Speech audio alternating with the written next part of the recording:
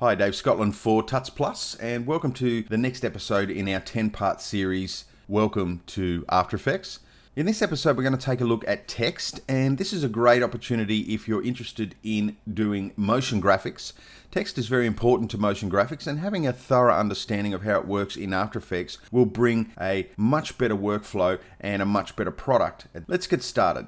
Now, the easiest way to create text in After Effects is to use the text tool or the type tool at the top. I'm going to click on that to activate it, and you'll see that my cursor has actually turned into a slightly different cursor now. This is the type cursor, and you'll notice I've already created a composition down the bottom here. I just need to make sure I've got that composition selected, and I'm just going to click anywhere in the composition, and let's just type in some text. And you can see it's actually quite small, so what I can actually do is double click on the layer and you'll see that it becomes highlighted. Now, while text is highlighted, I can actually amend lots of settings specific to the text. So let's slide this over to give us the most amount of space we can get. Now, the two tabs or the two sections of After Effects that will give you the most power when it comes to text are your character tab and your paragraph tab down the bottom here. The character tab allows you to change all of the individual aspects of the characters themselves. So starting at the top, we have the font, so we can easily change the font. And by the way, this list of fonts is relative to all of the fonts you have installed on your system at the time. So let's go for something quite standard like an Arial. The next one is the style relative to this font. Now, Arial happens to have quite a few styles associated with it. Now, you'll notice that if I change to another font, let's say Birch, there is only one style associated with that font, and that's regular. If I go to, say, Calibri, it has about 6 different variations. We have light, and bold italic, and so on. So this second pull-down tab here is relative to the styles that are available for the chosen font. So if we move across to the right-hand side here, we've got 2 squares. Now, the top square is the fill color for the text, and the bottom square is the stroke or outline color for the text. Now, what I can do is double-click on the layer, click on the fill swatch, and change the color. Might go for, say, darker green, something like that.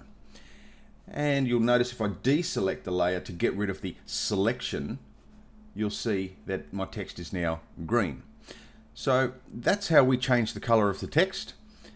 This is how we add a stroke to the text, or it's one of the ways. I'm going to touch on a different way shortly. So if I double click on the text and then click on the stroke box, you'll notice it's now on top, which means it's active and it's the element that I'm actually editing at the moment. So I can click on that to bring up this window, which is a color picker. I'm going to go to a black, but I could easily go to, let's say, a red, and just go OK. So you'll see now that my text is outlined by red. Now, if I want no outline, all I do is click on the no stroke color button, and you'll see that it now is selected with the no stroke, but you'll notice that the red outline is still there.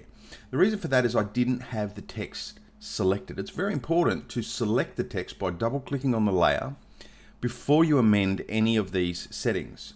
Otherwise, it simply won't apply to the text. So if we double click and now we can click on that, we have no outline. So let's add an outline. We'll double click on the text, we'll add an outline, let's make it black. And this, well, the stroke section is relative to this stroke color that we've applied up here. And this is in fact the thickness of the stroke and how to apply the stroke. So if I wind this number up, just using my up and down arrows, I can make that stroke thicker or thinner. Now I'm going to make it quite thick just to show you how this next section works. This is relative to how the stroke is applied to the text. Now, at the moment, the stroke is applied over the base text. Now I'm going to switch to fill over, and you'll see that the text stays the same size as it is without the stroke. If we hide the stroke, the text stays the same size. But as we increase this number, the stroke gets bigger, but the text stays the same size within that space. So that's the difference between stroke over, and you'll see as I get quite thick, I can actually get rid of the green color altogether. And if I go thinner, now we start to see the actual original size of the text. So definitely give that a try. You can get varying results with the stroke. It's not the only way a stroke can be applied to text, and I'm going to get to that shortly. So let's just jump back up to this little section here. The way this works is if I highlight my text, I can increase the font size. Now it's important to note that I'm not scaling the font at all. Its scale, if I was to bring up its transform settings here, the scale stays at 100%. As I move this up and down, I'm literally just changing the pixel size of the font itself. I could also rest my cursor in between a letter and use the metrics to stretch a space in between specific letters. I can do that. I can put that in between any letter. I can also grab all of the word and use the tracking setting to evenly spread them apart. And this is very handy for design work or motion design work. I'm just placing my cursor in between the E and the S, and if I hit enter, I come down to a new line. Now if I select both lines here, or double click on the layer of course, I can use this setting to set the distance between the top and the bottom line, like so, and I can actually pull them all the way over the top of one another like this if you require, which is also quite handy for design work.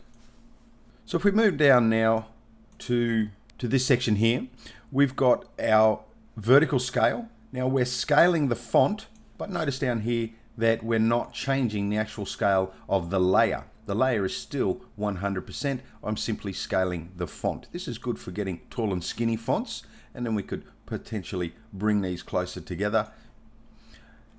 I'll put that back to 100%. This is the horizontal scale, and it does pretty much the same thing in the other direction, and all I'm doing is scaling the font horizontally.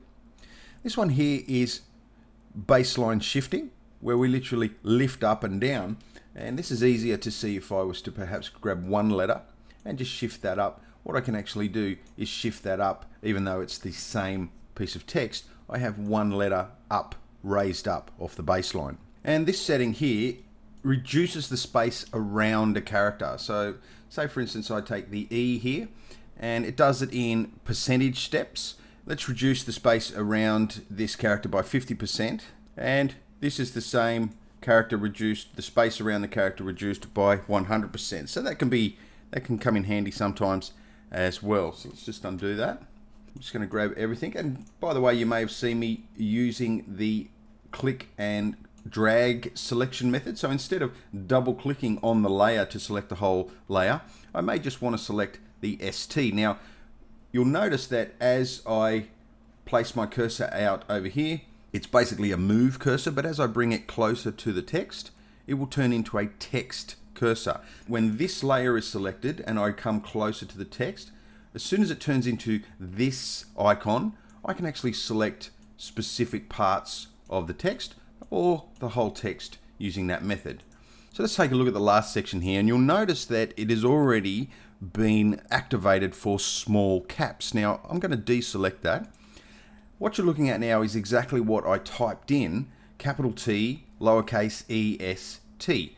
But when you click on this small caps, what happens is it makes this T, because it was originally a capital T, it's a slightly larger character, whereas the rest of the characters, which are still capital, they're slightly smaller, and that's what this button small caps does. Now if I select all of the word and click on this button, it will now swap to all capitals, and they're all the same size. I can click on this button here. Notice all capitals are still on, but now I have an italics.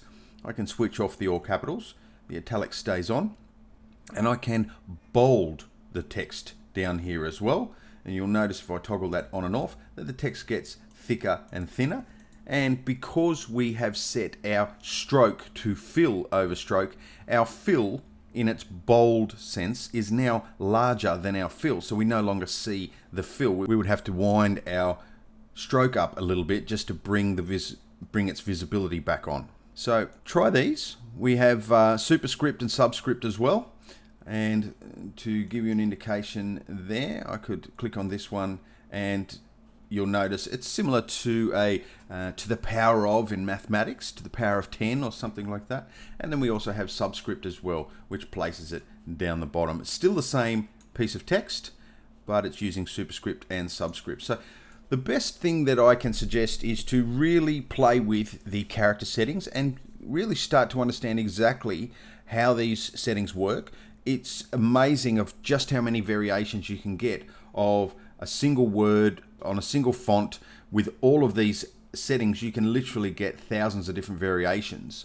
Now let's move down to paragraph now, and you'll notice that mine is set currently, if I put my cursor over it, it's set to center text. Now similar to if you've ever done any word processing, Word for Windows, you can set whether a piece of text is left aligned, right aligned, or centered. If I just highlight the text, you'll notice if I zoom in here a little bit, here is a pivot point. Now we covered pivot points in the animation episode of the series, and here's the pivot point for our text.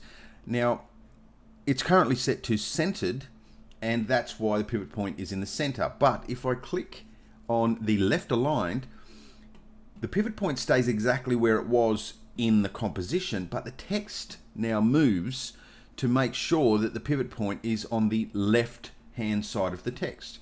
If I click on the right aligned, it does exactly the same in the opposite, and notice the pivot point stays exactly where it was. Now what this basically means is it's pretty important to know that these pivot points work this way when you're creating your text, because you could go to a lot of trouble lining up your text only to find later that it needs to be centered or left aligned, and you'll have to go through and realign all of your text again.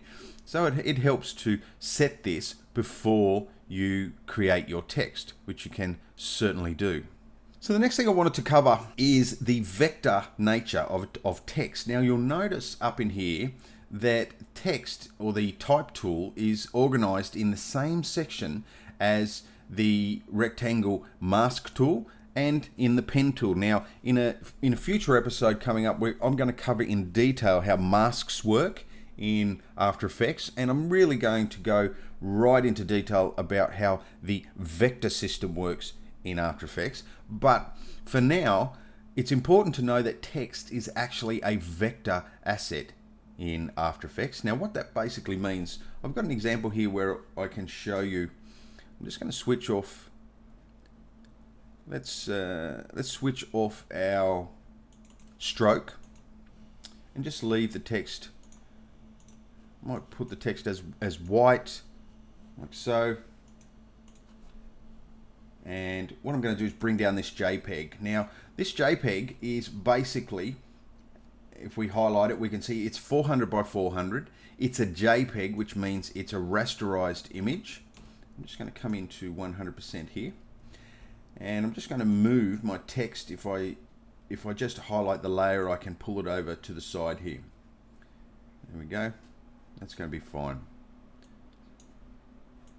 There we go. So I've got two pieces of text. Now one is a JPEG and one is an After Effects text layer.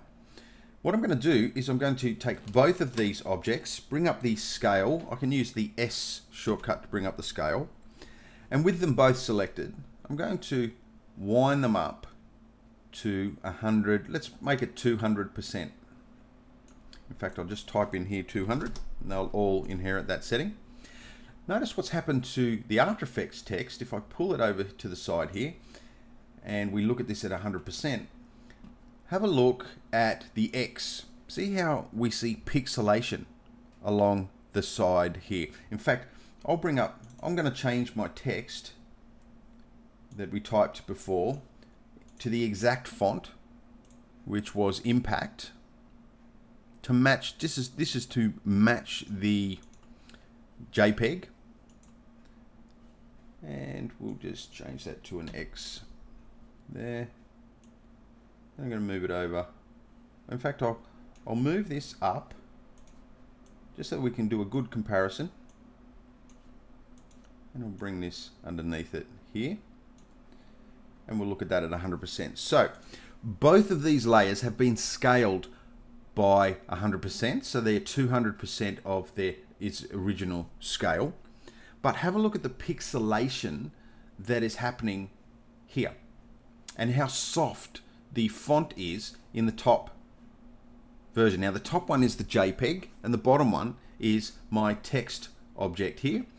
What this basically means, the reason for this is it's a vector asset, which means the lines that make up the shapes in the text are actually mathematically driven. There is maths or mathematics hiding in behind that information, so that no matter how much I scale it, and I can even show you exactly how much we can scale it, and notice no matter how much I scale it, we don't get that pixelation. Everything is nice and crisp. If I was to scale this JPEG by 600% like I did with the text just then, have a look at the difference between these two.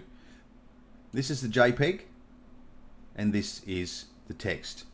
And I'll just change the color of the text so we can see what we're doing a little bit better here. So the white text, you can see how pixelated it is, how soft and fuzzy it is. So it's much better to use the text tool in After Effects than it is to bring in text from another application, perhaps Photoshop. So definitely play with that. Have a bit of a test of some of your text brought in from another application and compare it when you scale it and play around with some of the transform settings. Now, just while we're discussing Photoshop, I wanted to quickly show you how to bring in a Photoshop file into After Effects. We haven't discussed it before, and I think it's important to have a look at how it works with text as well as bringing in the asset as a Photoshop file. So I'm just going to delete this out, and we'll start with our blank composition. So I'm going to right click on my project section here, import, file, and it's automatically navigated to the correct folder for me. You may need to go to the footage folder for your episode 5 project files. So just go images and highlight the triple text Photoshop file. Now just go open and you'll be presented with this dialog box. And now footage is going to bring in this Photoshop file. No matter how many layers are in the Photoshop file, it's going to bring it in as one layer. If we bring it in as a composition, it's going to bring it in with all of the layers still intact, but it's going to be a composition similar to our comp start here. So let's go ahead and choose that. We're not going to worry about the layer style section as there are no layer styles applied to the layers within this Photoshop file. So I'm just going to go OK. And notice what happened in our project window. I've got a brand new composition, the same name as the original Photoshop file, but it's also created a new folder for me. And inside that folder are the various layers that were in the Photoshop file. So if I double click on the triple text Photoshop comp, that's what the comp looks like, which is exactly the way the layers were layered in Photoshop. I have a background layer, I've got this blue text layer, the green text layer, and the red text layer. So let's have a look at this. Notice no matter what layer I select, the pivot point is right in the middle of the composition, so that the red, if I was to select the red, green and blue, hit R for rotation and start rotating, they're going to rotate around that same pivot point because every layer has the dead center of the composition as its pivot point. So what I'm going to do is delete that import and I'm going to bring it in again, only this time I'm going to select composition retain layer sizes and go OK. Double click on the composition and notice as I select each one, they have individual pivot points relative to where the pivot point was in Photoshop for the layer. So if I grab the same 3 elements, hit R for rotation, they will rotate independently now. So it's very important to understand that when you're bringing in assets as a Photoshop file and you're bringing it in as a composition, By retaining the layer sizes, you are retaining the pivot points for the individual layers. So that's very important to understand. Now, notice if I grab the 3 text objects, S for scale, and let's bring those up to 100%. I'm getting pixelation. After Effects is reading these layers as rasterized assets, which is the opposite to vector assets. So these are pixelated because they're basically rasterized and the pixel information is baked in when I brought it into After Effects. But it doesn't have to be. I'm just going to undo that scale. What I'm going to do is highlight these 3 layers, right click, and I can convert to editable text. Now, because these 3 layers were text layers in Photoshop, I have this ability to convert the layers back to text layers. So I'm going to click on that, and you'll notice now that if I scale these up, I don't get the pixelation. They stay exactly the way they should, nice and crisp, and they're actually at 770%, and I'm seeing no pixelation whatsoever. And also recognize that the layers down here in the composition have changed to text layers instead of the Photoshop still image or Photoshop layer icon. Now this is very handy, especially if you're doing a lot of design work in Photoshop. A lot of times people will do design work in Photoshop, they'll do their layout in Photoshop, and then they want to animate those assets in a motion graphic sense. Well, this is the pipeline that you would use in that sense. Do all of your layout in Photoshop, have everything all nicely laid out, and then bring it in as a Photoshop composition file as opposed to a Photoshop still file. That way you retain all the layers, everything is still named the way it was in Photoshop, and you have the ability to convert your text layers back to text layers so that I can amend them in After Effects and use them as vector assets as opposed to rasterized assets. Now the next thing I wanted to have a look at is layer styles. Now if you've done any Photoshop work, you'll be familiar with layer styles. If you haven't, then they're just as powerful in After Effects. What I'm going to do is select the green in the middle here, the green text layer. I'm going to right click to bring up this menu, and you'll see there's a choice here that says layer styles. So what I'm going to do is select maybe a bevel emboss, and you'll see that the green text now has more of an embossed, almost 3D look here. And I'm just going to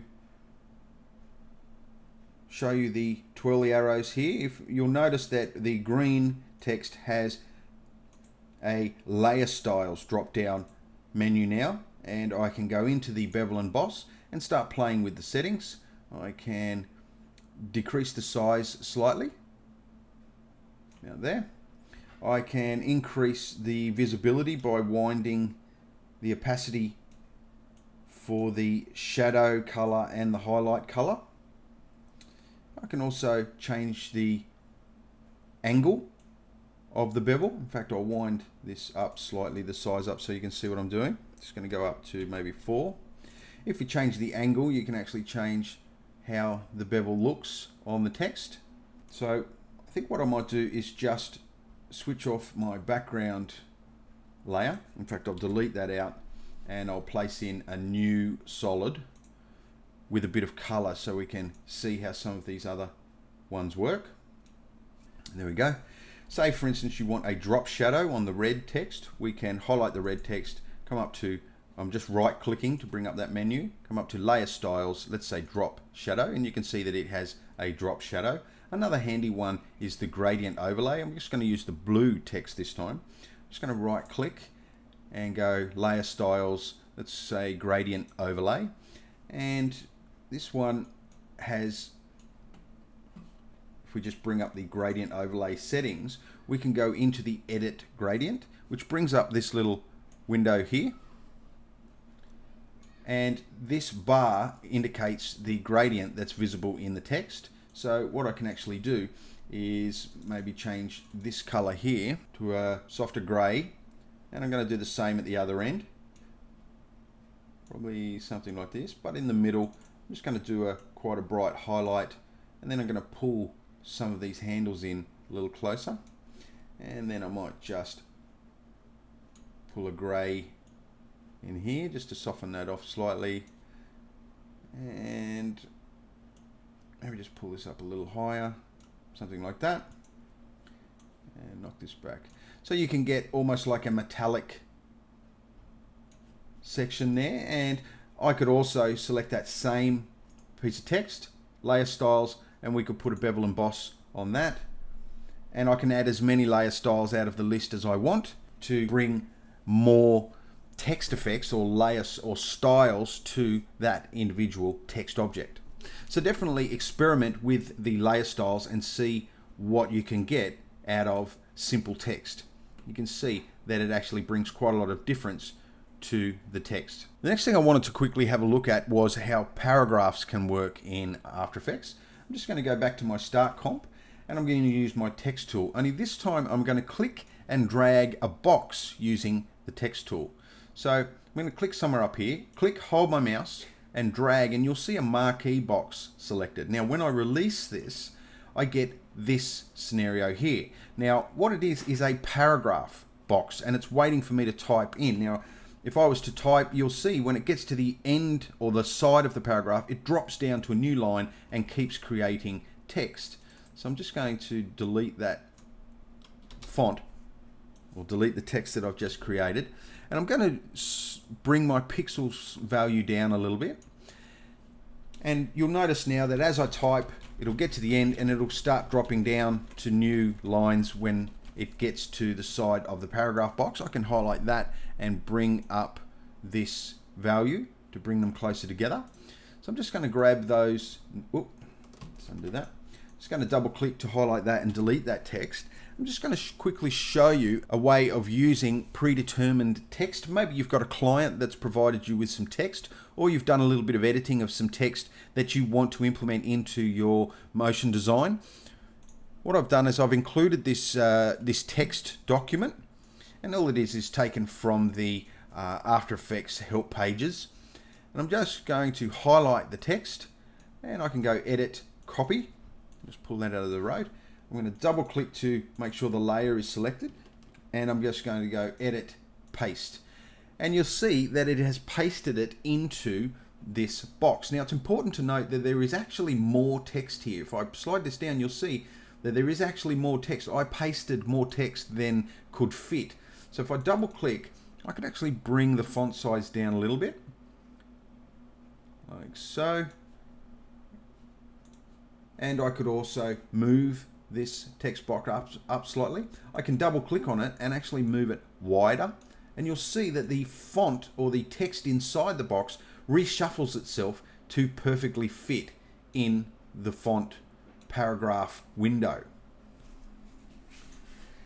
So you can see there, I can have all the same controls as I do with normal text. I can change the font type. We could easily go back to, say, an Arial here.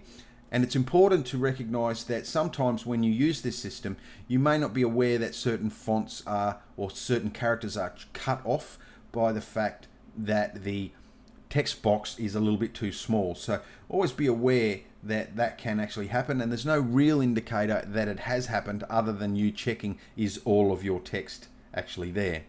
So I'm just going to highlight this and use my up arrows to get the right size. That's probably going to be fine. So there you have a full paragraph cut and pasted from a text document straight into a font paragraph box in After Effects. Very handy for design work, very handy for presentations. If you've been provided with all of this information, it saves you having to type it all out, and it will actually come in with a lot of unique formatting, spaces, those sorts of things as well. So definitely experiment with that. Now the last thing I wanted to cover in the text is animation using presets. Now if you come over to this window over here, we have effects and presets. Now they're a little tricky to find sometimes, but if you click on the animation presets to open up this list, and then you come down to text, what you're looking at here are preset text animation that comes with After Effects. Now what I can actually do here, I'm just going to click on this little menu here, and I'm going to say browse presets. it automatically launches Adobe Bridge. Now Adobe Bridge comes with the Adobe Creative Suite, and it looks something like this. And what it'll do is, what this Browse Presets does is it launches into the presets that are available in those animation presets here. And I can come into text, double click. What you're looking at here is exactly the same as the list that is available for me here. And I can say maybe go 3D text. Now anyone that I click and highlight, it will present to me what that will look like if I apply that preset to my current text. So this one's called 3D Basic Position Cascade, and this is showing me exactly what that preset looks like. I've got 3D Flutter in, 3D Fly down. I can come down the list, 3D Tumble. I can even come back up out of this list and look at maybe Animate In. This is a good list for animating text onto the screen. So I'm going to use the raining characters here, and I can just close this down once I'm happy with my selection and I've tested it out. So I'm just going to come down into my Animate In, which was where it was located, and I can go raining characters in. What I do is click and drag that onto the layer. Now it's very important, I'm just going to release it. It's very important that you understand where your time slider is when you do that operation, because all of the animation will be based around that position. It's going to start animating from this position. Now I was sitting at frame 0, which means the animation is going to start from frame 0 and then eventually come into position. So let's go ahead and RAM preview that just to see how that's working.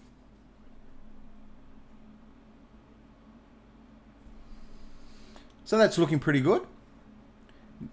Now what I'm going to do is undo that, just so that I can show you what it looks like if I was sitting at frame at the 2-second mark when I clicked and dragged this down. Notice that and we'll RAM preview this, but notice for the first 2 seconds nothing happens, and then when it gets to 2 seconds it starts to animate in, and then it's done. Now what we can do to have a look at the keyframe information for that animation is to highlight the layer and hit U just to bring up the keyframes. Now the distance between these two keyframes is the amount of time it takes to complete that animation preset. So if I want it to happen quite quickly, I can move to say 3 seconds there and then just drag this keyframe over to that point, and what you'll see is that it will animate. We'll get to the 2-second mark and it will animate in over that 1 second. So that works pretty well. I'm pretty happy with that. So as you can see, we've got some nice animation and we did it pretty cheaply. Could you imagine how much keyframing you would have to do to get that animation to work? In fact, you would have hundreds of layers here and that you would have to hand animate all of those different things. But it's brought to you via an animator. If we just click down to bring up the text, it's brought to you by an animator preset that's added to the text, and that animator preset has a range selector added to it, and the range selector is the thing that is actually animated. So the idea with the presets is try not to use the presets too often out of the box, and use them as a starting point and then work some of your own style into the animation once you have the basics laid out using the preset. So definitely you have enough to get started now with exploring the world of text in After Effects. It's, as I said, a very important aspect of After Effects if you're hoping to do any motion graphics design work. And I definitely suggest that you explore all of the things I've shown you today so that you become comfortable with it and you know how to quickly and accurately work with text in this environment. And then of course the real power happens when you start to animate those assets in After Effects and bring your motion designs to life. So that's it for me. Until next time, bye for now.